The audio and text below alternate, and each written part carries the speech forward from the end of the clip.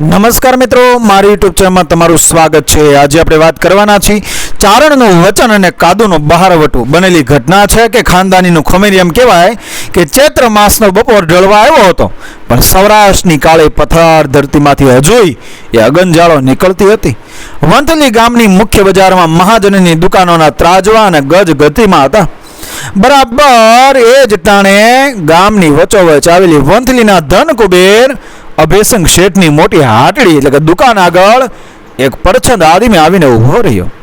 માથે મેલું ગાણ ફાળ્યું, અડધો ઉગાડો કાળો ડિબાંગ ડીલ, ગળામાં માળા અને ચોરણીના નેફામાં છુપાવેલી ધારદાર કટાર। એની આખી કાયા પર હોરઠના ડુંગરાની ધૂળ ચોટેલી હતી। એ કાદુ મકરાણીનો ખાસ માણસ અને જમણો હાથ ગણાતો કાળો રાણો હતો। દુકાનના ગાદી તકિયાવાળા થડા પાછળ સોનાના અછોડા પહેરીને બેઠેલા એ અભેસંગ શેઠ હજુ તો કંઈ સમજે એ પહેલા જ લોઢાના ઘણ જેવો કાળા રાણાનો અવાજ ગૂંજ્યો। પેંડા કેટલા કીધા શેઠ? અભેસંગ શેઠે કાન સરવા કર્યા। સામા પક્ષેથી કોઈ નમ્રતા નહોતી, માત્ર એક પહાડી ઘેરો અવાજ હતો। શેઠે ચશ્માના કાચ પરથી નજર નાખી સામે ઉભેલા સાવ ગોબરા આદમીને નક્ષીક નિહાળ્યો અને તિરસ્કારથી મોઢું બગાડીને કીધું કે પેંડા તો રૂપિયાના શેર મળે, પણ તારે શું કામ છે ભાઈ? 10 શેર પેંડા જોખો અને સાથે 5 શેર ઝીણી સેવ પણ તોલજો। કાળાએ શાંત પણ મક્કમ અવાજે કહ્યું, હુકમ કર્યો।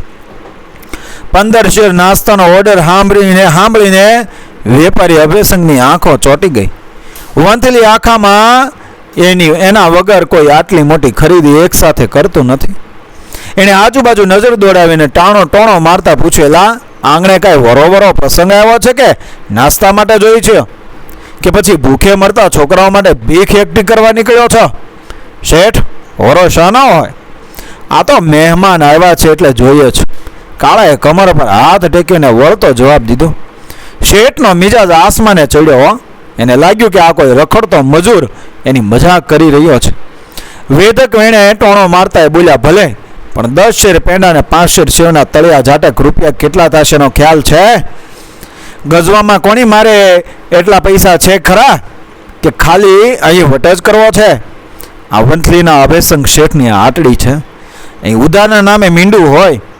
અભેસંગ શેઠની આંખોમાં અહંકાર ને ગરીબો પ્રત્યેનો તિરસ્કાર તરવરતા હતા, પણ એ જીવને ક્યાં ખબર હતી કે જેની ઠેકડી ઉડાવી રહ્યો છે એ સાક્ષાત કાળનો દૂત છે, અને નાસ્તો બીજા કોઈ માટે નહીં પણ આખા સોરઠની ઊંઘ હરામ કરનાર બહારવટિયા કાદુ મકરાણી માટે તોલાઈ રહ્યો હતો। શેઠના ઝેરેલા વેણ સાંભળતા જ કાળા રાણાની આંખોમાં દીપડા ઘૂરકી ઉઠ્યા। એની ભમરો ખેંચાઈ ગઈ અને એનો હાથ કમરે રહેલી કટારના મૂઠ પર જવા તલપાપડ થયો। એના મનમાં એક જ વીજળી ચમકી કે આ કાછડિયા વેપારીને એના ગાદી તકિયા પરથી ઢળીને એ બજાર વચ્ચે બે પાટું ભેગો કરી દઉં અને કહી દઉં કે એલા મૂરખ, વંથલીનો કોઈ ભિખારી નથી। આખા હોરને ધ્રુજાવનાર ખુખાર બહારવટિયા કાદુ મકરાણીનો જમણો હાથ છું। તારા જેવા કેટલાયના પોતિયા અમે પલાળી દીધા છે, પણ ના, કાળો રાણો બહારવટિયાના કાયદાથી બંધાયેલો હતો। કાદુ મકરાણીનો સખત નિયમ હતો કે સૂરજ આથમતા પહેલા ગામમાં કોઈ હિંસા કરવી નહીં અને બજારના સામાન્ય વેપારીઓ પર વિના કારણે હથિયાર ઉપાડવું નહીં। સાંજ ઠરવા આવી હોવાથી કાળો ગમ ખાઈ ગયો। એણે કચકચાવીને દાંત પીસ્યા અને કમરે બાંધેલી કાપડની કોથળીમાંથી કરકરતી નોટોનો આખો બંડલ કાઢીને શેઠના ગલ્લા પર પછાડ્યો। પૈસા લઈ લો શેઠ, આખા રોકડા છે, હવે તો જોખશો ને? નોટોનું બંડલ જોઈને શેઠની આંખો થોડી અંજાઈ, પણ વંથલીના નવાબે એમના ઘર અને દુકાનની રક્ષા માટે 20 હથિયારબંધ એ બંદૂકધારી આરબો આપ્યા હતા। આ લશ્કરના જોરે શેઠ વળી પાછા ડબલ અભિમાને ચડ્યા કે નોટો ગણતા ગણતા વફાટ કરતા બોલ્યા, અમે તો રોકડાના જ ગ્રાહક, મોટા ચમરબંધીનું ઉધાર ન રાખીએ, અમને વળી કોના બાપની બીક છે? આ વંથલી છે ભાઈ। ગુજરાતના નાથ સિદ્ધરાજ જયસિંહને આ ગામને જીતવામાં પડશો છૂટી ગયો હતો, તો આ કાદુડી ક્યાં ઝાડની પાન છે? એ આજુબાજુના પંથકમાં બહુ કુદાકુદ કરે છે એ હું જાણું છું, પણ જો એ મકરાણી વંથલીની સીમમાં પગ મૂકે ને તો એની 7 પેઢીને યાદ કરાવી દઉં કે કેટલી વિશે 100 થાય છે। મકરાણીના પૂર્વજોએ ક્યારેય સાચો મરદ જોયો નહીં હોય. બાકી મારી આ બંદૂકધારી આરબોની ફોજ એની ચામડી ઉતારીને હવામાં ફગાવી દેશે. વેપારીના અતિશયોક્તિ ભર્યા અહંકારે કાળાની ખોપરીના કડાકા બોલાવી દીધા. એને કટોકટી ભર્યા અવાજે પૂછ્યું કે જો કાદુ મકરાણી ખરેખર વંથલી આવે તો તમે શું કરો શેઠ? ત્યારે અભયસિંહે છાતી ફુલાવીને આજુબાજુ ઉભેલા માણસો વચ્ચે ઝેર ઓક્યું. તો શું વળી, આ મારી દુકાનની પડખે સરકારી ખુલ્લી જમીન પડી છે ને, કાદુને જીવ તો એમાં ભંડારી દો અને એની માથે અબઘડી કબર ચણીને કૂતરા રોડાવો. 15 શેર નાસ્તાની ફાંટ ગાંહડી બાંધીને જ્યારે કાળો રાણો દુકાનના પગથિયા ઉતર્યો ત્યારે એનું આખું શરીર ધ્રુજતું હતું. એને વંથલીની સીમ ભણી નજર કરીને પહાડ જેવડી ભારે પ્રતિજ્ઞા લીધી કે આજ તો આ શેઠને વંથલીની ધૂળ ચટાડે નહીં અને એના અહંકારને લીરે લીરા ન ઉડાવે ત્યાં સુધી અનાજનો દાણો હરામ છે.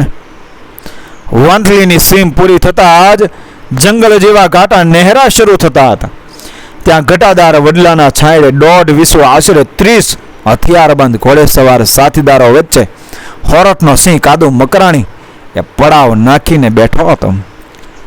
કાદુના ખભા પર લાંબી 2 નળી બંદૂક હતી અને એની આંખોમાં એક અજીબ તેજ હતું.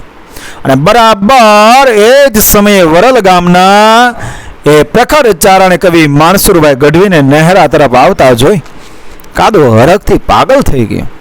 એ ગાદી પરથી ઊભો થઈ ગયો અને ગળગળા સાથે દેવીપુત્ર ચારણને બાથમાં લઈને કીધું, ઓહ, તમે ખુદ માનસુરભાઈ ગઢવી?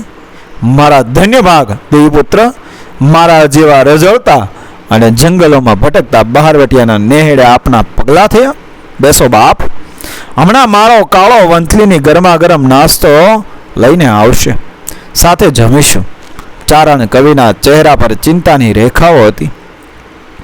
એમની માથે મોટું દેવું થઈ ગયું હતું અને બિલખાના દરબાર આલાવાળા તથા નાજાવાળા પાસે જોગાનો જોગ તે સમયે 1000 રૂપિયા રોકડા નહોતા. એટલે દરબારોએ ચારણને ખાલી હાથે ન મોકલતા બહારવટિયા કાદુ મકરાણી પર ચિઠ્ઠી લખી આપી હતી કે કાદુ તારી લાજ રાખશે. કાદુએ આદરપૂર્વક ચિઠ્ઠી વાંચી. એની પાસે એ સમયે એક નવો પૈસા નહોતો. એણે કીધું, માનસુરભાઈ, બસ 2 દી જાળવી જાઓ. આજ તો ખુદાના નામ સિવાય આ મકરાણી પાસે કશું જ નથી, પણ અલ્લાહની કસમ ખાઈને કહું છું કે 2 દીમાં 1000 રૂપિયાને બદલે 1000 સોનામરો આ ચારણના ખોળામાં ન નાખું તો મારું જીવ એળે જાય. તમે સુખેથી બિલખા રોકાજો, માલ ત્યાં પહોંચી જશે. હજુ આ વચનની વાત પૂરી થાય ત્યાં તો કાળો રાણો હાંફતો હાંફતો આવી પહોંચ્યો. એને નાસ્તાની ગાંહડી જમીન પર પછાડીને ક્રોધથી લાલચોળ થઈને બેસી પડ્યો. કાદુએ સિંહની જેમ ટપાર્યો, કાં ભાઈ કળા કે કાં ભાઈ કાળા? આમ અણોહરો ઉદાસ અને ક્રોધિત કાં થઈ ગયો? વંથલીમાં કોઈએ કાંઈ કીધું? ત્યારે કાળાએ રડમસ અવાજે કીધું કે આજ વંથલીના એક અહંકારી વાણિયા અભયસંગે મારી માથે 56 આરા ચીર્યા છે માલિક. એને આખી બજાર વચ્ચે કીધું કે જો કાદોડી વંથલીમાં પગ મૂકે તો એને મારી હાટડીની બાજુમાં જીવતો ભંડારી દઉં અને માથે કબર ચણીને કૂતરા રોવડાવું. આપણા વડવાઓ વિશે પણ એ ન બોલવાના વેણ બોલ્યા છે. આ સાંભળતા કાદુની ભ્રમરો તંગ થઈ અને એની કાજળ ઘેરી આંખોમાંથી અંગારા ઝરવા લાગ્યા. એણે બંદૂક પર હાથ પછાડતા પૂછ્યું, કોના જોરે એ કાગડો આટલું બોલ્યો? વંથલીમાં એટલો મોટો મરદ કોણ પાકી ગયો? કાળાએ જવાબ દીધો, નવાબે એની રક્ષા માટે ભરી બંદૂકે 20 કાબેલા આરેબો રાખ્યા છે. એના ગર્વમાં એકી વંથલીને તણખલું સમજે છે. કાદુ તત્કાલ ઊભો થયો. એની 2 નાળી બંદૂકનો ઘોડો ખટકો ભરીને રણકી ઉઠ્યો. બસ, મારે ને મારા સાથીઓને હવે આ નાસ્તો હરામ છે. હવે તો વંથલી ભાંગીને જ પાણી પીવાશે. જેણે કાદુની કબર ખોદવાની વાત કરી છે એને ખબર પડે કે કબર કોની ખોદાઈ છે. ચાલો ભાઈઓ, ઘોડા ચડો. સૂરજનારાયણ આથમવાની તૈયારીમાં હતા અને પશ્ચિમ આકાશમાં સંધ્યાના લોહીજાણ રંગો ખીલ્યા હતા. અને બરાબર એ જ ટાણે વંથલીની શાંત બજારમાં કાદુના 30 ઘોડાઓના ડાબલા ગાજ્યા. તાળ તાળ તડ તડ તડ ધબધબ આખું ગામ ધ્રુજી ઉઠ્યો. અને કાદુએ ગણતરીની મિનિટોમાં વ્યૂહ ગોઠવી દીધો અને સીધો અભયસંગ શેઠની મોટી ડેલી તરફ ઘોડો મરડ્યો. શેઠની ડેલીએ બેઠેલા 20 આરબો સાંજ ટાણે નાસ્તા માટે કાવો બનાવવાની તૈયારીમાં ખલમાં બુંદાણા વાળતા હતા. હજુ તો એ આરબો પોતાની બંદૂકો હાથમાં લે ત્યાં જ કાદુના સિંહો તૂટી પડ્યા. કોઈ પણ જાતના લોહી વગાડ્યા વગર કાદુના માણસોએ 20 આરબોની બંદૂકો આંચકી લીધી અને એમને ડેલીની અંદર આવેલી એક મોટી ઓરડીમાં પૂરીને બહારથી સાંકળ દઈ દીધી. આરબોના રામ રમી ગયા. બહાર થતો બંદૂકોના કુંદાનો અને ધમાલનો અવાજ સાંભળીને અંદરના ઓરડામાં શાંતિથી વાળું એટલે કે સાંજનું ભોજન કરવા બેઠેલા અભયસિંહ શેઠના હાથમાંથી કોળીઓ છૂટી ગયો. એમના આખા શરીરમાં કંપન છૂટી ગયું. જેવા એ અંદરથી બારણા બંધ કરવા દોડ્યા ત્યાં જ કાદુ મકરાને એક જોરદાર લાત મારીને કમાડ તોડી નાખ્યા. કાદુએ વીજળીના ઝબકારાની જેમ અંદર ઘસીને શેઠનું બાવડું પકડ્યું અને આંગણામાં ઘસડી લાવ્યો. કાદુએ શેઠની પીઠ પર એક ભયંકર પાટું મારીને એને ધૂળ ભેગા કરી દીધા અને કીધું, શેઠ, જરા નજર કર, આ તારા રખેવાળા આરોબની દશા જોઈ લે. બધા ઓરડામાં પુરાઈ ગયા છે. કાઢ હવે તિજોરીઓની ચાવીઓ, નહીતર જે ખુલ્લી જગ્યા તું બપોરે બતાવતો હતો ને ત્યાં જ તારી કબર અહીંયા ખોદું. અભયસિંહ શેઠના હોઠ સુકાઈ ગયા. એના પ્રાણ તાળવે ચોંટ્યા. ધ્રુજતા સાદે બોલ્યા, તમે કોણ છો બાપ? ત્યારે આખી ડેલી ધ્રુજી ઉઠે ભયાનક અટ્ટહાસ્ય કરીને કાદુ બોલ્યો, અરે ઓળખ્યો નહીં અભયસંગ, હું જે કાદુડી જેને તું બપોરે જીવતો ભંડારવાની અને મારી 7 પેઢીને લલકારવાની વાતો કરતો હતો. ક્યાં ગઈ તારી એ બંદૂકોને, ક્યાં ગયો તારો ગર્વ? બોલ, હવે કેટલી વિશે 100 થાય છે? કાદુની આંખોમાં સોરઠનો સિંહ ગરજતો હતો અને શેઠ સામે સાક્ષાત કાળ ઊભો હતો.